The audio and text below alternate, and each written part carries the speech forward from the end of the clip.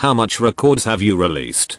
400 hours of silence and about 32 hours of recorded music.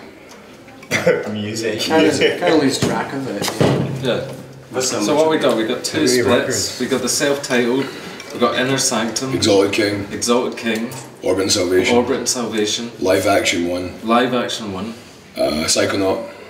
Psychonaut. That's not released though. That's a web download only.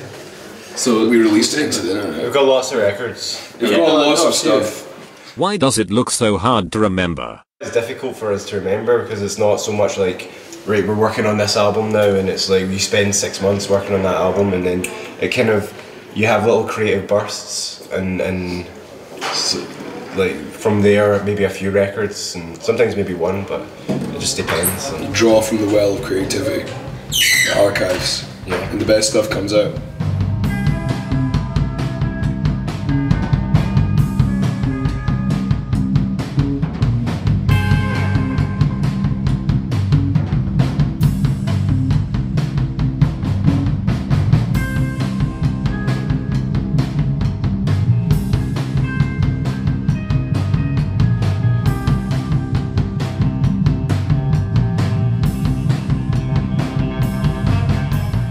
How did you guys meet? We met an underground illegal sauna. I'd run out of poppers or room odorizers, and Lewis had 3 jars of solid gold, and I asked for one. We got into a fight because he didn't want to give them up. These 2 guys had to break us up, and then it turns out we all really liked Hawkwind, so we decided to form a tribute band to Hawkwind. True story. True story.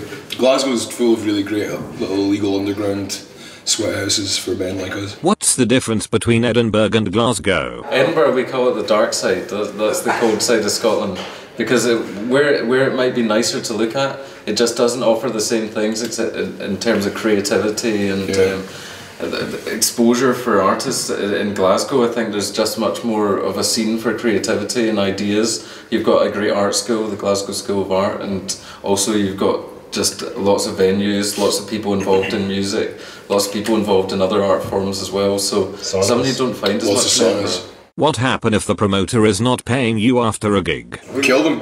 Yeah, kill them. This is how good we are at covering up the shit we are telling you right now to a camera and all this production crew behind you and stuff. But it doesn't matter if we admit it or not. People will never be able to get evidence on us because we're that good.